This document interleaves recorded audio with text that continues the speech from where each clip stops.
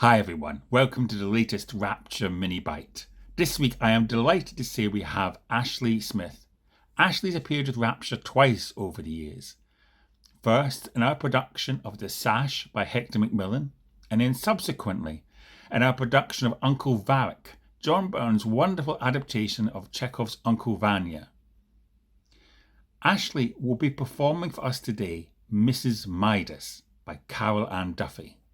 So without further ado, I'll hand you over to Ashley, who will introduce and perform this week's Rapture mini bite.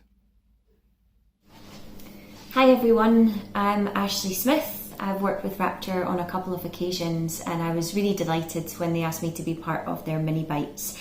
I've prepared a poem for you today, a wonderful poem that I hadn't come across before. It was recommended to me and when I read it I just fell in love with it.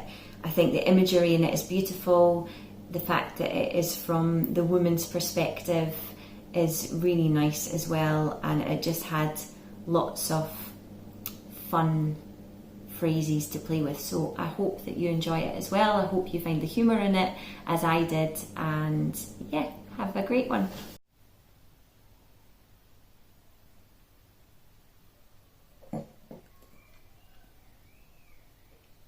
It was late September.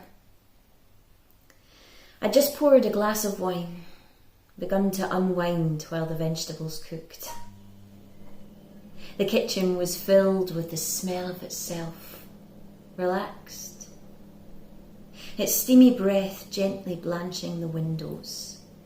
So I opened one, then with my fingers wiped the other's glass like a brow. He was standing under the pear tree, snapping a twig. Now the garden was long and visibility poor, the way the dark ground seems to drink the light of the sky, but the twig in his hand was gold. And then he plucked a pear from a branch. We grew fondant et automne. It sat in his palm like a light bulb, autumn. And I thought to myself, is he putting fairy lights on the tree? He came into the house, the doorknobs gleamed. He drew the blinds. Ugh, you know the mind. I thought of the fields of the cloth of gold and of Miss Macready. He sat in that chair like a king on a burnished throne. The look on his face was strange, wild, vain. And I said, what in the name of God is going on? He started to laugh. I served up the meal. For starters, corn on the cob. Within seconds, he was spitting out the teeth of the rich. He toyed with his spoon, then mine, and then with the knives, the forks. He asked, where was the wine? I poured with a shaking hand a fragrant, bone-dry white from Italy. Then watched as he picked up the glass, the goblet, the golden chalice, and drank.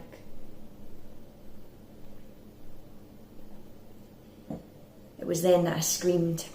He fell to his knees. After we both calmed down, I finished the wine on my own, hearing him out. I made him sit on the other side of the room and keep his hands to himself. I locked the cat in the cellar. I moved the phone. The toilet, I didn't mind.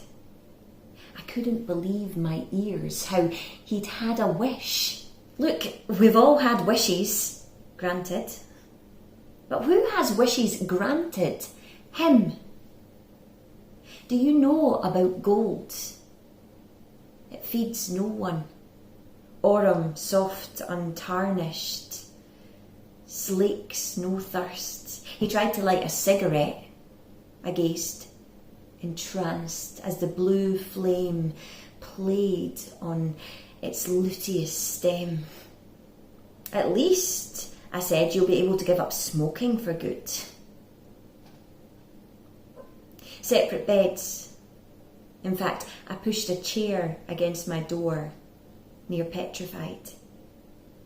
He was down below, turning the spare room into the tomb of Tutankhamun. You see, we were passionate then, in those halcyon days, unwrapping each other rapidly like presents, fast food. But now I feared his honeyed embrace, the kiss that would turn my lips to a work of art. And who, when it comes to the crunch, can live with a heart of gold? That night I dreamt I bore his child, its perfect o'er limbs, its little tongue like a precious latch, its amber eyes holding their pupils like flies. My dream milk burned in my breasts, awoke to the streaming sun. So we had to move out. We'd a caravan in the wilds in a glade of its own. I drove him up under the cover of dark. He sat in the back. And then I came home. The woman who married the fool who wished for gold. At first, I visited odd times, parking the car a good way off, then walking. You knew you were getting close. Golden trout on the grass. One day, there was a hare hung on a larch. A beautiful lemon mistake. And then his footprints glistening next to the river's path.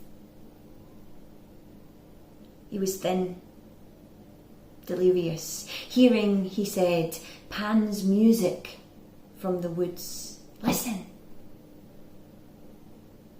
That was the last straw. What gets me now is not the idiocy or greed, but lack of thought for me, pure selfishness. I sold the contents of the house and came down here. I think of him in certain lights, dawn, late afternoon, and once a bowl of apples stopped me dead.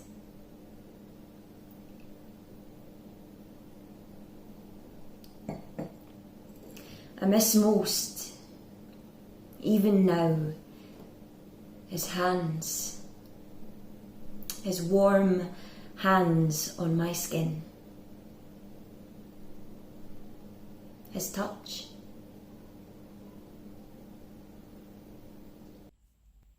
Thanks, Ashley. Beautifully performed. The next Rapture mini bite will be available next Friday, so please do, if you don't already, follow us on Facebook or Twitter or subscribe to our YouTube channel. And also, do keep checking into our website at www.rapturetheatre.co.uk. Thanks again, thanks for your support, and we look forward to seeing you next week.